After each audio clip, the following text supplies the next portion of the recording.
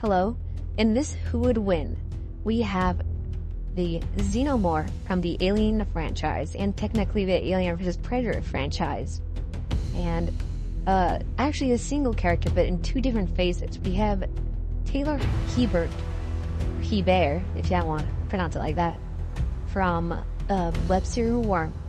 And in this form, she is known as the supervillain Skitter and as the hero Weaver. So we're going to have two different sets of scenarios here. We're just going to play along and see how it works out. So I think I was playing around with this idea for a long time, trying to figure out, like, you know, bug theme, bug hunt, and like, how do I make it work? Like, do I do a full-on, like, you know, like Xenomorph and goes to a town and like takes over a bunch of people, like a no-bog situation? Or do I go by it like, you know, what if Skitter or Weaver were in the actual Alien movies? And it's kind of hard because, like, okay, well, first let's get into, I think everyone knows the Xenomorph by now, so we'll do them later, but let's start with Taylor Hebert, aka Skitter, aka Weaver. So Skitter over here is a young supervillain, usually around, we'll say that she's at her warlord phase of like 16. And at this point, she has control of simple nervous system organisms, which typically are bugs or some crab, I guess some fish life as well, but we don't really see as much, like krill, because like she's never in a situation where she has to fight Aquaman or like anyone who's out in the sea. Like, she doesn't even fight the one time she fights an opponent who comes from the sea. It's like, what are crabs gonna do? Come on. To a fucking 9-ton giant 3-story kaiju. Like, when you gotta know your limits there. Let's see, who else? Oh yeah, what else? So, her ability is that she has a 3 to 6 block range depending on her synchronization with her powers. So at 3 blocks, that's Wildbow, the creator of Worm, typically has that 300 feet. So at a 300 feet diameter, 3 blocks, 900... I'm not doing that math right. Sorry, I'm not good at math. So 300 feet times 3 is 900 feet, yeah. So that's the low end. I mean, a higher end at 600, it's like 1,800 feet, which is pretty good. Like, that's a sizable portion. Like, I made a big post on Tumblr about, oh, yeah, Tumblr. I'm on Tumblr too. It's Paul Victoria fan. Yeah, on Tumblr, I made a big post about how, like, that covers in multiple streets, a lot of buildings, and like inside and outside. It's in a dome too, a sphere, so she'll cover a lot of air, a lot of underground. She has a lot of versatility of that. And added into that is that she can push her bugs to work at like 110%. So like they don't get as tired, we aren't as susceptible to temperatures and heat, but they still die to like flame and intense cold. They probably would die if you like blasted them with a fire extinguisher, because, you know, particles, temperature exchange, etc. But, you know, they'd be stronger than the average bug, and it's producing a lot of tools she uses for like silk. So she uses spider silk, and I think at one point she considers using what's it, silkworm silk. But basically what she does is like she prepares it as like fishing line kind of, for booby traps or wrapping around opponents. Sometimes she uses it like in mass, like spontaneous webbing. That only works when she's like super amped up and she has like city-wide amount of bugs, that to the point that you could like actually drown into webbing. It doesn't really work if it's like recently made, because silk is actually very fragile when it's first made. It's more like a paste instead of the wire that she tends to use, which she cord. So thanks to her insane control of bugs and arachnids and scorpions, and I know they aren't technically bugs, but her power, the Queen Administrator, doesn't really care. It's like, it's buggish. It took a lot of samples from humanity. Like, would humans consider this a bug? And it's like, that's a bug. Like, it looks at crab, that's a bug. What else am I saying? Yes, so she uses that to create her armor, which is a blend of a lower layer, an underlayer of body armor, or body suit of spider silk. It's like, I think it's Darwin web spider silk too, or Black Widows. Either way, it's like, it's super tough. Like, she needs to use like those cutters used for chain fences to like even cut it to like in trim and stuff. It's very knife resistant, bullet resistant to an extent. Like, I wouldn't, if you know how you get shot with a bullet, and even if the material doesn't get penetrated, it just wraps around the bullet and penetrates you instead. But I'm just saying, like, it'd be bullet resistant to an extent. And on top of that, you can see it with this lovely art by the amazing Lena Lees, that she has what they call a carapace armor, which is a bunch of carapaces from dead bugs, roaches, spiders, and stuff like that, and wrapped up in more spider silk, layered and layered like that, to the point it's like these giant pieces of armor. And it's lightweight, and it's pretty decent armor for like shotgun blasts and pistols. Like, I'm not saying like she'll be a Terminator, but she gets hit because she actually gets shot in the chest by a shotgun before, and it's both a rubber bullet and an actual like weaponized shotgun, and both times she's like, no. Like, she suffers for, like, there's a lot of like fan and ideas of like, oh, she's invincible, wrong. No, she's very much in pain when she has to deal with this. Stopped my head a bit. What was that? So she does carry tools: baton, knife, pepper spray, coins, chalk, dust. She never uses most of these. The mace does remind me that she does coat some of her bugs in capacin. No, she doesn't have any compassion. No, but she has compassion. Is that how you pronounce it? Capacitium?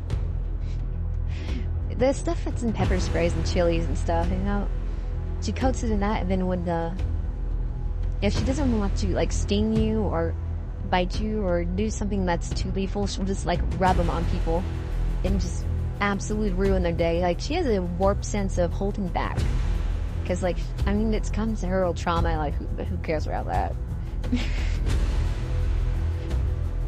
Let me see. What else? Am I missing anything from her abilities? No, I think this is pretty much it for Skitter. Oh, but she does have the ability to track. I'm sorry, I totally forgot her biggest assets is that she can plant bugs on people and places and get a sort of like echolocation, but not really. It's like psychic pinprick map of anything that her bugs are touching, and she gets a sense of like the air pressure rushing by and stuff, because like, you know, bugs have those enhanced senses themselves too. They'll detect the air currents for flying and whatnot, and she has it for those bugs, but she can place it on a location so that she'll know the entire layout and in great detail depending on how many bugs she has on it. Or she can place it on people and track their movements, or like get a little forewarning that they're gonna attack her because she can sense them moving with the bug on their sleeve or something like that. Like, so like in practice, if she decides like to not swarm you, but she has bugs planted strategically on your outfit, and you approach her with like a punch, she'd be able to feel the punch coming in her mind, because she's tracking the bugs on you, and move out of the way. You can't really sneak up on her unless you're like superhuman in that stealthy way, or using super tech, or just destroy all the bugs in the area. So a lot of that, am I forgetting anything? She can hear out of her bugs, true, as long as she has enough of bugs around. So, next we have her heroic counterpart, Weaver. Now, technically, we don't know as much as her, like, behavior in Weaver because there's a time skip in the book. But we know that she's more experienced as Weaver than she was as Skitter just by sheer amount of time she spent in it. And in this, incarnation of her, she is, I would say, had a lot more advantages than normal Skitter. Her armor's technically better. She does have the spider silk, underbody still, but she now has, like, PRT rated actual blade of armor that, no, it's not as fancy technically as, or unique as the spiders, as the carapace armor, but, you know, she will probably be in less pain when she's shot with it, because it's actually, like, rated to protect you. And it's like, from this one, she has a lot of the same materials, but she also carries a lot of, gadgets, courtesy of her, sponsors. So she has, I guess, how do you describe it? She calls it a flight pack, but it's like the low gravity jump pack, sort of, where it helps her, like, flicker around the battlefield. We don't really have a concrete estimate of her speed, but she's probably like 30 miles per hour based on what she guesses. It allows her, like, to move a lot faster than a normal human could run and stuff. Helps her attacks, because this art isn't technically accurate, it's just very good. She has, like, multiple wings and multiple claws on it. It's all controlled by her bugs, which allows her, like, extreme maneuverability. So, like, she puts a bug on a sensor and it moves a claw, or it moves a wing, or it gives her the boost that she needs during the fight. She also has a nanoflorn knife. Now, in the story, nanoflorns are, like, treated as the big secret weapon. It's basically a piece of tinker tech, which is advanced alien tech, that allows you to cut through molecules. And she has a small one called a nanoflorn knife, which she uses to, like, cut through concrete, super durable capes, steel, basically anything that isn't exotically powered or energy force fields or just super hyper dense to the point that it could create a black hole. You know, that kind of stuff. It's a very small amount of things that could block it. But yeah, and she also has a lot more, well, as you see, butterflies and stuff. She uses those for camouflage. It doesn't really affect this matchup so much because she still uses the same type of bugs when she can for lethal events and stuff. But other than that, that's basically the difference between a Weaver and a Skitter. It's more like Weaver has more movement options and weapon options compared to Skitter, which has the same power set that just has, like, rather mundane amounts of equipment. And they're very, like, she's one of the strongest capes in a fight in the story. Like, she defeats a lot more experienced capes due to how good her, like, she thinks her power sucks, but it's like one of the most powerful powers in ever because it's just such a wide range and control of living organisms. Like, there's just so many bugs. In fact, she even, with Tattletale's help, defeated Glory Girl herself, which I do not approve of. Do not approve of. Just kidding. But alright.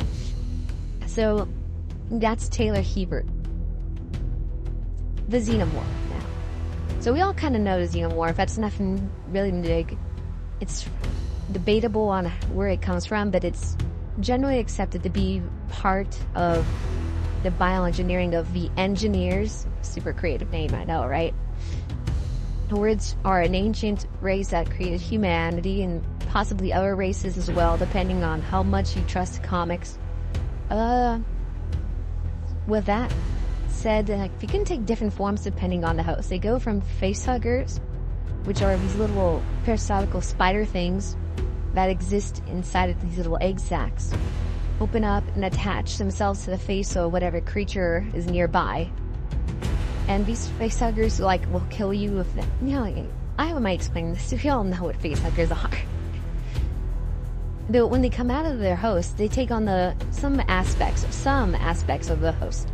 So for humans, it becomes the standard bog xenomorph. You know, the drone, the warrior, turns into a queen. It's not really that special. It's just a basic bug, but they're tough bugs. Like, the standard xenomorph is generally depicted as being bullet resistant to small arms like pistols.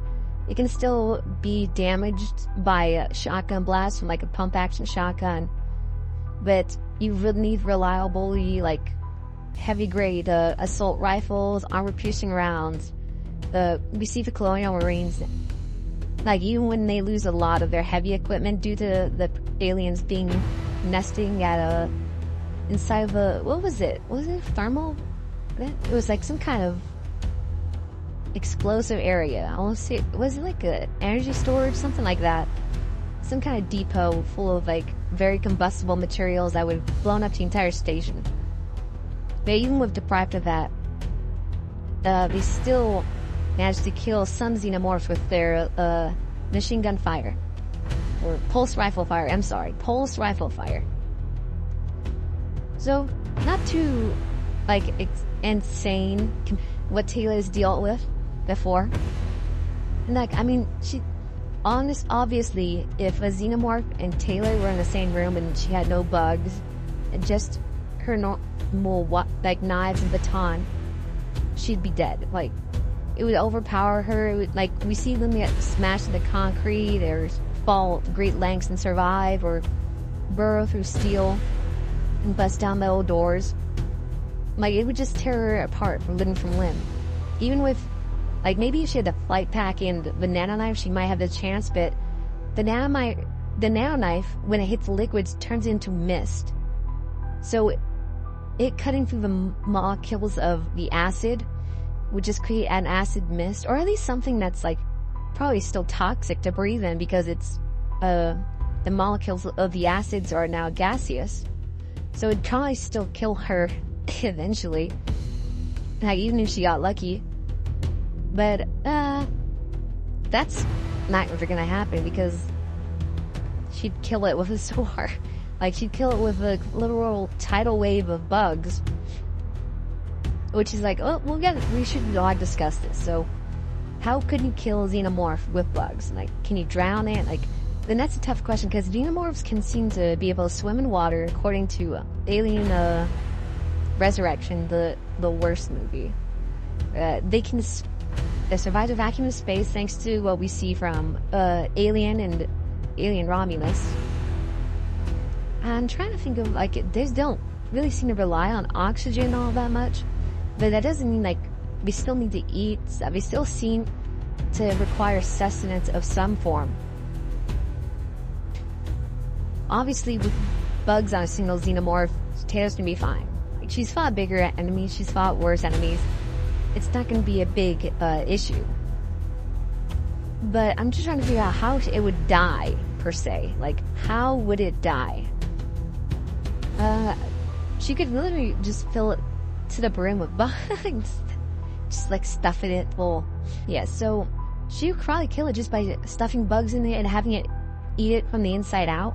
Like, or just, like, crush whatever organs it has, because it does have organs on the inside. At least from what we see. So, by sheer amount of bugs, she could kill a xenomorph pretty handily. Or, like, lead it into a trap and have it get crushed by a car, or disable it long enough for her to fly. Whatever tricks is, like, she likes to put a string around her nano knife and have her bugs wave it around like a ghost. So it'll just cut through the xenomorph like butter, and there you go. She might lose the knife after, because the acid would melt the string and stuff, but it's dead Xeno. And same would apply for, like, the warrior and the queen. It's like, the queen would be a bigger issue, because they can get really big. Like, they range from, like, what was it, like 15 feet tall to, like, almost 25 feet tall, according to AVP, the Alien vs. Predator movie, if we take that as canon. But other than that, it's not, like, a real issue for her to handle a xenomorph one-on-one, barring just how these things have such a weird biology that she has to just stuff them like a turkey to kill them with bugs. But the real issue is, like, can she clear out a hive? And that's a good question, because I'm imagining a scenario where it's like, what if? So a xenomorph takes on the attributes of the hosts that they convert as a facehugger. And normally, we only see this with humans. We do see it with an ox or a dog, depending on which version of Alien 3 you watch. And it creates the runner, hybrid. But, like, we don't really see it do much of anything else in the movies. Like, there's some comics out there where it's like the aliens take over a crocodile or a dinosaur or an alien dinosaur crocodile thing, and we see like different iterations of it, like swimming or giant or like kaiju sized, or some have wings and bat wings and stuff. But we never really see that in the movie, so it's hard to judge like how truthful to what the filmmakers like would intend, like, because the runner alien doesn't look that different from the human one. It's a lot, it's quadrupedal a lot more. It's thinner, I think, and it's faster, obviously. It's built different. But other than that, I don't think it has really any differences. So like if it takes over a town, like including dogs, birds, cats, like what should I expect like in this discussion to cover? Like, cause like it doesn't really matter, does it? Not from what we see. Like if it face hugs a goat bird, like who cares? Will it even fit in a gopher? Cause a gopher's tiny, it's smaller than a face hugger in a way. Like how does it work with that? Or like bugs, like do they just leave bugs alone so like she can just walk in with a bunch of beehives and be fine? Or I'm trying to think right now, what happens if, okay, so we know that xenomorphs have a natural terraforming ability where they create this mucus cocoon stuff, and like over time as more xenomorphs pop up and we start cocooning things, they turn it into like those nasty drippy drooly tunnels. Phrasing. But like, so I'm assuming like if these xenomorphs do that to this hypothetical town. But if I recall correctly from the Aliens movie, they prefer places that are warmer. So if we go to a place that would probably be like a mining factory or a smelting factory. And I guess they wouldn't normally burrow, would they? Because like the only times they burrow is because there's already an undersection of a facility. So like in Aliens, the colony setup already had like an underground facility for power plants, and in Alien, the original movie, it just hung out where the furnaces were. I'm trying to think of it. Nothing in Alien 3. Alien Resurrection, not a chance. Alien, the AVP, not really the same. AVPR, we get a little bit of that in the hospital, I think, but it's like very brief. Alien, what was it? Covenant. I guess we kind of see it, but that's already probably pre-made or from its Xenomorph brethren, which we don't want to talk about because it's like, who cares about the Xenomorphs? Alien Romulus, we do see the terraforming aspect of it. It creates a cocoon around itself in the void of space, and we see chambers actually converted into that mass of xenobile stuff that covers the walls. But that's not in the underground, that's in the space station. So it's like, people tend to think like the xenomorph burrows, but I don't think it will burrow. I think they'll just hive it up in a smelting factory. And if it's underground, it just happens to be underground because it has an underground part of it. Interesting thoughts now. Now I'm selling on them being in a like smelting factory. I imagine they would not burrow because they haven't shown like that they do burrow. So it would probably just be like top side of a smelting factory. Or in other places as well that are heat centered, like in the Aliens. So I'm assuming it's a small town of like 2,000. Not a big town, like probably isolated. So I'm guessing that small town 2,000, I'm expecting at least a third of them will die. Like, not be used as facehugger fuel. They'd just be, dead. Because, they'd fight back. Some Xenomorphs don't care about bringing in hosts, they just kill people. As, they're just horror movie monsters, we don't have a consistent methodology. So I'm assuming a third of them die. And that's not a crazy amount dead, considering more of them will probably be brought back to be Xenomorph, hive broods. And that will create more Xenomorphs. So I'm assuming, I'm gonna say a rough 600 Xenomorphs are based on humans. Yeah, about 600, 650. I would say 650.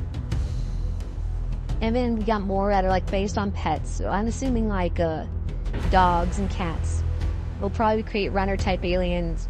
Maybe a few different types of animals create the spitter types that we kind of see in games where they like just spit acid. That other than that don't really do much. I can't really speculate too much on what like bird pets or cat pets or I guess exotic animal pets like monkeys or something I would do, because for one thing, like I mentioned before, they're smaller than the actual facehugger embryo for the most part sometimes. And for others, it's like I have no idea like what would the difference be. So we're just gonna assume they all act like the bog standard Xenomorph warrior drones, and then at least one queen. And then what was this? Oh yes, and then at least of the 600 Xenomorphs, at least 100 are spitters. So that's my imagine. Small isolated town, 2,000 gone, taken over by Xenomorphs. 600 Xenomorphs in total, 100 that are spitters, 1 that's a queen. Probably at least I'm gonna say 300 eggs in that smelting factory or other locations. I'm assuming by this scenario, Taylor is like maybe as a warlord dropping down, like to do like a villain meetup or something, whatever, of a small town drug gang. As Skitter, she's jumping in, she's going to like work on the relationships with other crime families, and she realizes that it's completely empty. Like for whatever reason, her other team doesn't show up. Who cares? Like we don't get you worried about that. It's just Skitter there. She didn't know something's up. There's literally no way. When she first stepped into Nobog's area, she immediately was like, this is weird, like, it's too quiet. There's no bugs. Like, there'll be bugs in the city, but she's gonna realize there's no people, all the pets are dead or gone. Or, like, there's just, like, signs of fighting, destroyed, buildings and glasses and cars on fire. Probably some house burst into flame because someone left a stove on when they were attacked or something like that. She's gonna know signs up. She's gonna be spreading her bugs around, and at like peak warlord, she's probably got at least 1,500 feet going. So she's got that going for her. As she's making way here through town, she's gonna notice any Xenomorph scouts that are like stalking her almost immediately. For one thing, they make sound. They aren't like, they're stealthy in movies because they're dealing with normally with like people or unprepared soldiers, but like when they hiss and stuff, like it's audible, and it'll be audible to the bugs around. They're gonna feel the sense in air, the difference in air pressure. They're gonna feel the drool that's left behind. Like she's gonna immediately pant on them, and she's gonna notice like, okay, these aren't humans. These are clearly some kind of either some bunch of changer capes who turned into monsters, or some kind of fucked up tinker creation that's gone rampant. So that's gonna be immediately what she thinks, and she's gonna want to get out of there. Except, that kind of boring. So let's say that she wants to go in and just like clear house. Like she wants to see if there's any survivors, check on any children that might be alive, because she has a soft spot for kids. But she doesn't shoot them. but she has a soft spot for kids, so she's like, you know what, I'm gonna just check around, I'm gonna scout. And, like, she's gonna be subtle with how she handles the bugs that, like, the Xenomorphs that are coming in, her bugs on them. Like, if they get a little bit too brave, she's gonna have her bugs, distract them, maybe. Like, stinging them is not gonna do much. Like, a bee sting, a hornet sting, or a spider bite. Heck, it's probably not even gonna pierce their skin, but she's gonna be, like, have them swarm around their faces, just enough that, like, she can get away from them, and, like, as they're swiping at their own faces, trying to get them off. Cause, oh, I'm so dumb. I didn't talk about the Xenomorph sensory. So, we don't actually know how they sense things. We know the facehuggers sense things through, heat, like the predator. We know they sense things through thermal imaging and sensory organs. I'm not sure if the Xenomorph does the same. Like, I don't know if it's, or if it's like what was it in Covenant where we saw their POV, or was it at a video game where it's like semi-echolocation, kinda? I don't know. It's very, like, the movies don't want to commit to how they see the world, just that they always seem to know where people are until they don't. But you know what? I'm gonna assume that they can still be blocked by bugs swarming their face and buzzing around them and messing with whatever sensory organs they have in their weirdly shaped skulls. So she's probably going to experimentally try to kill one of them with bugs, which would be interesting to see how the Xenomorphs react, because obviously when we try swiping their faces and stuff, and if they see, like, swarms of bugs, like, stuffing themselves inside of the Xenomorph's gullet, trying to destroy it from the inside out, like, choking it as much as it can be choked, or if it can be choked, or whatever, would they be smart enough to be, like, attacking any bug on sight? Like, even a little, like, buzzing housefly, they'd be, like, swiping at it. Would they go after, like, beehives native to the area? Would they attack butterflies? Like, once all that information heads up to the queen? It's an interesting thought. But anyways, I don't think they connect it to, like, Taylor's presence per se. They're smart. Like, they can know when, like, a human uses a flamethrower, but this is a bit abstract for the Xenomorphs. So I'm saying that she gets pretty far into the city as she keeps distracting the Xenos from making a move on her, because, like, they can't really do anything to focus on her when she's blinding them and choking them as much as she can.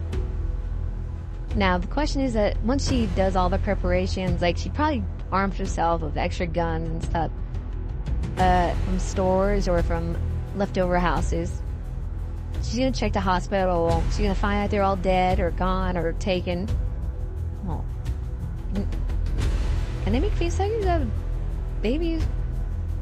Huh. Well, I'm keeping my 600 figure. So, yeah. That's... Oof. Don't want to think about that too much. That reminds me of Alien vs. Predator Requiem. Oof. Romulus was bad, but AVPR seeing that stuff, like, oof. Yeesh. Anyways, as she's going through, she's probably gonna find out the nest is in the smelting area or whatever factory's warm up for the hive, and she's gonna realize, like, there's some giant fucking queen inside of it. So Taylor is in a unique position of having to drop on the Xenomorph. You don't really expect this from a human character fighting a Xenomorph, but she's gonna be literally, like, on top of them, and they won't even know. They wouldn't even suspect. Which is interesting, because, how can you handle this kind of situation? The Xenomorphs don't know that you're there. You sort of have the numbers advantage with a swarm of a bug, but in straight up fight, that's advantages like, what was it? It's kind of like Paper Tiger, because, like, yes, you can blind them out and choke them and probably intimidate a share a few of them. But once they realize they can just bum rush you in a barrage of like hordes of xenomorphs, and you don't have enough bugs to meaningfully slow all of them down, especially with spitters like launching acid at each other and like not caring about the acid because it's their blood, so why would they care? Like diminishing returns on the bugs. So now there's not much Taylor can do in a straight up fight, even with her massive range and a massive amount of bugs. Taylor's has this problem. She found the hive. She had found the eggs. She probably notices the people in there who are contained. She's got a dilemma here because she doesn't know that they have embryos inside of them. She might figure it out because she has bugs on them, and then she probably like has a few of them give birth to chest bursters and watch them grow, whatever, and she probably kills those immediately in disgust. But now she's got a dilemma here. There's probably maybe 300 people still alive. She's got an entire building covered with the xenomorphs that are sleeping, waiting guard, scouting, and the queen inside of it, and it's huge. How does she go about actually defeating it? Yeah, so Taylor's in a dilemma here. Could she do it? There's a lot of ways she can go about this.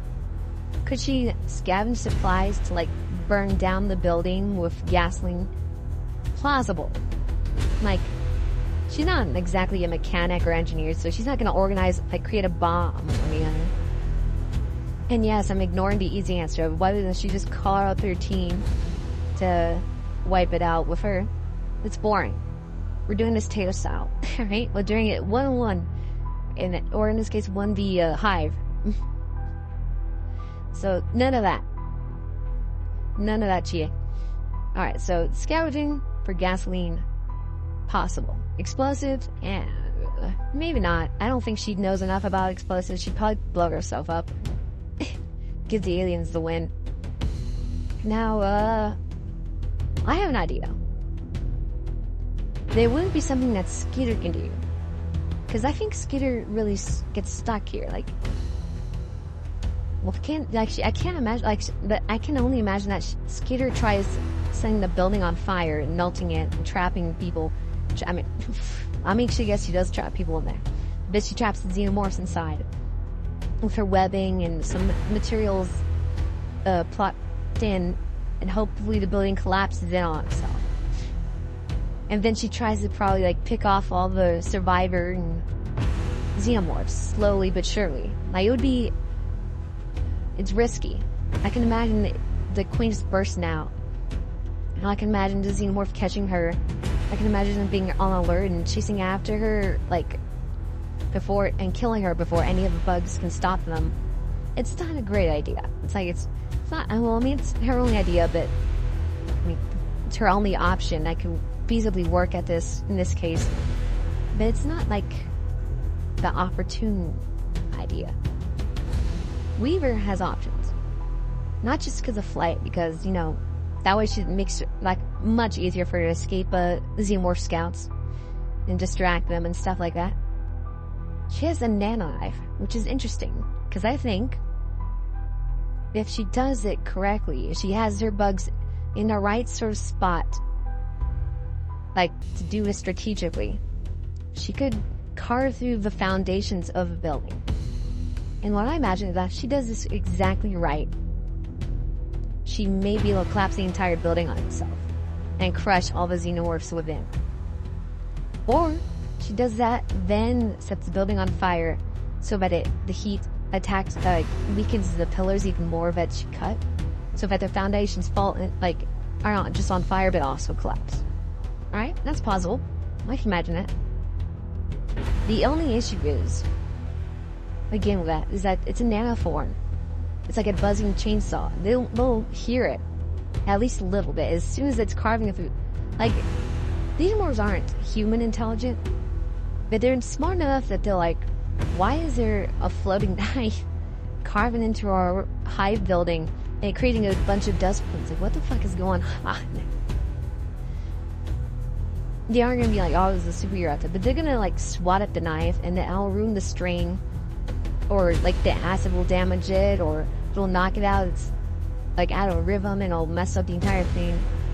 Or if a dog pile it and crush the knife blade somehow, you know, it's just not exactly a great option for her. It's a better option than what Skitter has, but now she's like, she gotta do this. So what I'm imagining is that Taylor's going to, as Weaver, she's going to distract most of a hive, like maybe use herself as bait, so that they don't notice the knife. So what she's gonna do is like she's gonna unloudly cause a distraction, like car alarm or something. Make sure all the aliens see her, and she starts flittering away. And the aliens are like chasing her and stuff, spitting acid at her. And she's just keeping out of range that they can't catch her, but not so far out of range that they give up.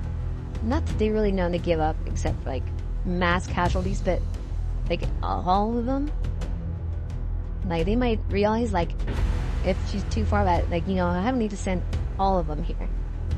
But just enough that she's not going too far away from the factory. She's like close enough that they'll feel constant threatened by her presence. And they'll probably realize that she and the bugs are related somehow.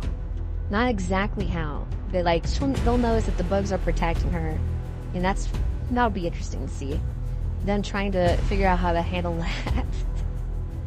Like, would they just dogpile each other when they see enough bugs on someone? Like, that'd be cool. Yeah, oh, her swarm. I can't believe I forgot to mention this. Taylor has the ability to create accurate human models of herself. Well, semi-accurate, depending on the situation, but humanoid shapes of her, and like bug out of bugs, and have them like go in whatever direction. That'll really fuck up the aliens. But yeah, that'll really fuck up the aliens, because like now it's like, what the fuck are you, what is happening? Like they have a bunch of new threats going on. They're constantly like jumping through claws and smacking into each other. The spitters are wasting whatever ammunition they get. Like like a total chaos, total pandemonium. Taylor's like in her element, like in and out as Weaver, like in the air, flitting through buildings. There's virtually no chance of being surprised by these creatures because she's already got her bugs planted everywhere. Now, while she's doing that, the queen is probably just chilling in her hive, like wondering what the fuck is that rat kid, but she's not doing anything about it. That's when her knife starts working. She starts cutting at the factory foundations. She starts, if she has, I guess you could theoretically have enough bugs to pour gasoline around. I'd be worried that the vapors of the gasoline might kill the bugs. So, Weaver, in the process of baiting bait, distracting the Xenomorph army, cutting foundations of the building. She's probably not going to be Numberman-esque, because she needed Numberman's help to do that with the Cauldron base. But I can imagine her doing enough, like just cutting the corners and supports. That might catch some scouts' attentions, but like they won't know what's going on, and she'll have bugs inside as well, attacking too, to distract. So that's not a big concern. Then she can do what she did with the merchants once all the gasoline's placed, and just have her bugs bring in like a match and start. Can you imagine a little roach starting a fire that engulfs the building that the Xenomorphs are in? Talk about ironic. The base would collapse eventually from the heat melting the steel beams and the brickwork, or I guess it wouldn't be brickwork inherently anymore, huh? Unless it's one of those old towns. Sorry, my fire training's sticking. I'm thinking. But anyways, the building's in fire. Xenomorphs are panicking. The queen may or may not be dead, but either way, the building collapses and probably crushes all of the eggs and surviving humans who are embryos. So, you know, victory. Be a very Taylor-esque victory.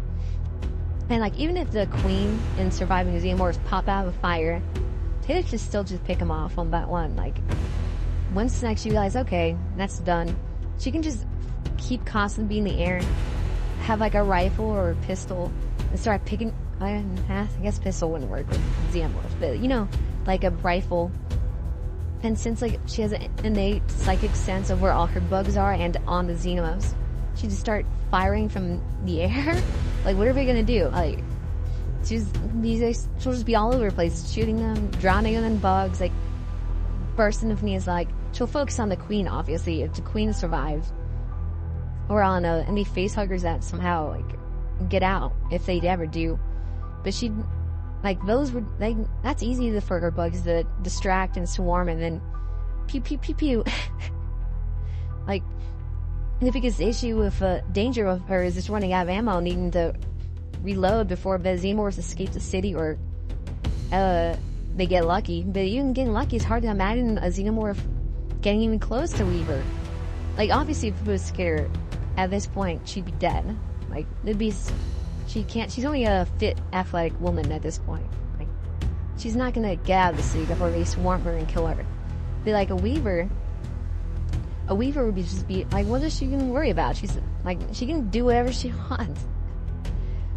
She'd have Xenomorphs tied up and, like, she'll just be executing them one by one. Like, she's fought, like, the Xenomorphs would be tough in the sense that, like, they're really built biologically, so, like, she couldn't just kill them like normal animals. She could, but even then, that's just like a stopgap. It's not gonna slow her down to, like, figure out stuffing them like a turkey and shooting them, or just shooting them in general, or just having her giant knife, ghost knife of doom, sweep through wherever you want. Can you imagine them, like, just bumbling into the ghost knife? And I guess that wouldn't last very long because of the acid and mist, but you know. Overall, I think this is a solid victory for Taylor Heaver. We have not so much as Skitter. I think Skitter has a larger fail state. She probably does well up until the final objective of killing the queen, in which case she probably messes up or is noticed or overrun. Weaver dominates, absolutely, death from above. She is the scarab they off shot feeler.